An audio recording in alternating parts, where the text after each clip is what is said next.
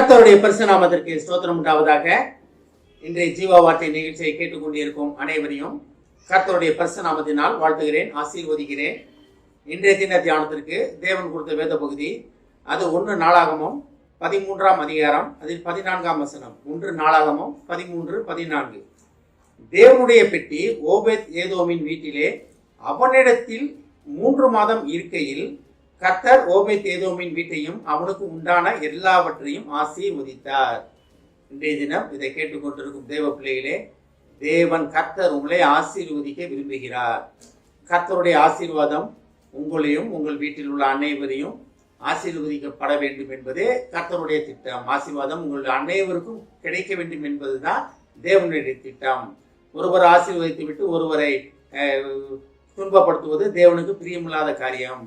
இதுல இந்த காரியத்தை பார்த்தீங்கன்னா, தேவனுடைய பெட்டி ஓபேத் ஏதோமின் வீட்டிலே 3 மாசம் தான் இருந்துச்சு, ரொம்ப நாள் இல்லை, 3 மாதம். அவனிடத்தில் ஓபேத் ஏதோம் வீட்டிலே அவனிடத்திலே 3 மாதம் இருக்கையில்.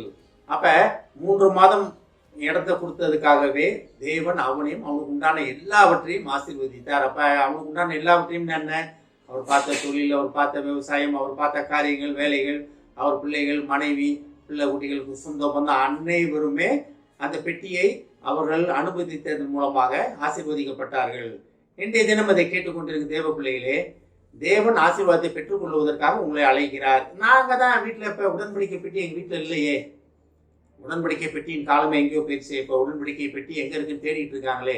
அப்போ நான் எங்கள் வீட்டில் எப்படி இந்த ஆசீர்வாதம் வரும்னு நினைக்கிறீங்களா? கிடையாது. முழு வேதாகமும் உங்களுக்கு கொடுக்கப்பட்ட ஒரு உடன்படிக்கை பெட்டி. தேவன் உங்களுடன் செய்த உடன்படிக்கை தான் அந்த முழு வேதாகமத்திலே சொல்லப்படுகிறது. அதை நம்ம எப்படி எடுத்து படிக்கிறோம், அதை எப்படி எடுத்து நம்ம புரிந்து கொள்கிறோம் என்பதுதான் நமக்கு கொடுக்கப்பட்டிருக்க ஒரு காரியம். ஒரு வீட்டு ஒரு சொத்து பத்திரத்தை வீட்டில் எழுதுறாங்கன்னு வச்சுக்கிங்களேன். வீட்டு பத்திரத்தை எழுதுறாங்க. ஒரு 5-6 பிள்ளைங்க வீட்டில் இருக்குது. அவங்களுக்கும் அந்தந்த காரியங்களை தனித்தனியாக எழுதி சொத்து பத்திரம் பதிவு செய்யப்படுகிறது. அதில் ஒரு காப்பி உங்கள்கிட்ட கொடுக்குறாங்க. அப்போ நீங்கள் என்ன பண்ணுவீங்க? அடுத்தவங்களுக்கு என்ன எழுதியிருக்கு, உங்களுக்கு என்ன எழுதியிருக்குன்றதை நீங்கள் திருப்பி படித்து அதை கன்ஃபார்ம் பண்ணிக்குவீங்க. ரைட், நமக்கு இதெல்லாம் நமக்காக சொல்லப்பட்டிருக்கு, எழுது நமக்கு கொடுக்கப்பட்டிருக்கிறதுன்னு. இதே மாதிரி தான் வேதத்தில் உங்களுக்கு என்ன சொல்லப்பட்டிருக்கிறத தேடி வாசிப்பதற்காக தேவன் இன்றைய தினம் உங்களை அழைக்கிறார். இன்னும் ரொம்ப போனீங்கன்னா, இது பழைய ஏற்பாடு சத்தியம். புதிய ஏற்பாடு சத்தியத்தின்படி பார்த்தீங்கன்னா, நீங்கள் தான் நடமாடும் நிருபங்கள். நடமாடும் நிருபங்களாக இருக்கிறீங்கன்னா நீங்கள் தான் உடன்படிக்கை பெட்டி. நீங்கள் தான் தேவனை சுமந்து திரிகிற உடன்படிக்கை பெட்டி. ஏன்னா இயேசு உங்கள் இருதயத்தில் வாசம் பண்ணுகிறார். பிதா குமாரன் பரிசுத்த ஆவியானவர் உங்கள் இருதயத்தில் வாசம் பண்ணுகிறார். உங்கள் உள்ளத்திலே தங்கி இருக்கிறார், ஆத்மாவிலே தங்கி இருக்கிறார். அப்போ நீங்கள் தான் நடமாடும் உடன்படிக்கை பெட்டியாக இருக்கிறீங்க. அப்போ உடன்படிக்கை பெட்டி 3 மாதம் ஏபோத் ஏதோமின் வீட்டிலே இருந்தபோது, ஓபேத் ஏதோமின் வீட்டிலே இருந்தபோது அவர் ஆசீர்வதிக்கப்பட்டார்னா, நடமாடும் உடன்படிக்கை பெட்டியாக இருக்க நீங்கள் உங்கள் வீடு எவ்வளவு ஆசீர்வதிக்கப்பட வேண்டும். ஏன் ஆசீர்வாதம் வரலன்னா என்ன அர்த்தம்? அந்த உடன்படிக்கையை நம்ம முழுமையாக புரிந்து கொள்ளவில்லை. வேதம் உங்கள் கையில் கொடுக்கப்பட்டிருக்கிற உடன்படிக்கை. தேவனிடத்தில் நீங்கள் சேருவதற்கான உடன்படிக்கை பத்திரம் இது. உங்களுக்கான சொத்து, உங்களுக்கான காரியங்கள் என்ன என்பது எல்லாமே வேதத்தில் எழுதப்பட்டிருக்கிற ஒரு பத்திரம் மாதிரி தான் அது. அப்போ அதை நம்ம கவனமாக தேடி அதை படிக்க வேண்டும். நம்மளை குறித்து என்ன இருக்கிறது என்று படிக்க வேண்டும். அப்போ உடன்படிக்கை பெட்டியாக இருந்தால் அவங்க வீடு மட்டும் ஆசீர்வதிக்கப்படக்கூடாது. நடமாடும் உடன்படிக்கை பெட்டியாக இருக்கும்போது நீங்கள் போகிற இடமெல்லாம் ஆசீர்வதிக்கப்பட வேண்டும். இயேசு கிறிஸ்து போன இடம் எல்லாமே ஆசீர்வதிக்கப்பட்டுச்சு. அவர்கிட்ட பேசின அனைவருமே ஆசீர்வாதத்தை பெற்றுக்கொண்டாங்க. அவரை தொட்ட அனைவருமே சுகம் பெற்றாங்க. அவர்கிட்ட சுகத்தை தேடி சுகம் வேணும் ஆண்டவரேன்னு கேட்ட அனைவருமே பரிபூர்ண சுகம் பெற்று போனாங்க. பிறவி குருடர்லேருந்து பிறவி முடவர்லேருந்து எல்லாமே ஆசீர்வாதத்தை பெற்றாங்க. அப்பேற்பட்ட தேவன் உங்களுக்குள் வாசம் பண்ணுகிறார்.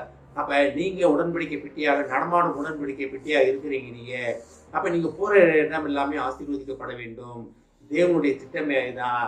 இதை கேட்டுக்கொண்டிருந்த தேவ பிள்ளைகளே, தேவனுடைய திட்டத்தை செயல்படுத்துவதற்காக நாம் விரும்புவோம்.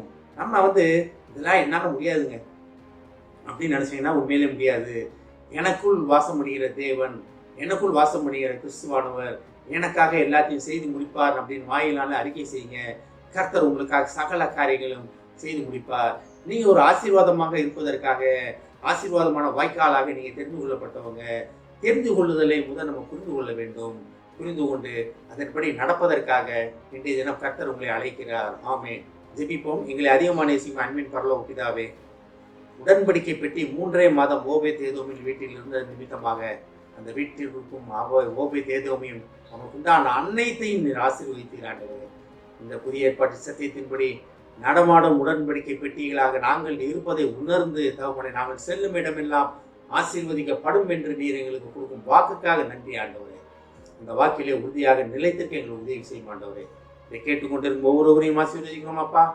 ஒவ்வொரு குடும்பத்தையும் ஆசீர்வதிக்கிறோம் அப்பா. குடும்பத்தில் உள்ள ஒவ்வொருவரும் நடமாடும் நிருபங்களாக, நடமாடும் உடன்படிக்கை பெட்டிகளாக அவர்களை மாற்றிய மகா கிருபைக்கு நன்றி ஆண்டவரே. அதை உணர்ந்து அதன்படி நடக்க உதவி செய்யும் ஆண்டவரே. ஆசீர்வதிக்கிறோம் அப்பா. இயேசுவின் மூலமாய் கேட்கிறேன் நல்ல பிதாவே, ஆமென். கர்த்தர் உங்களை ஆசீர்வதிப்பாராக.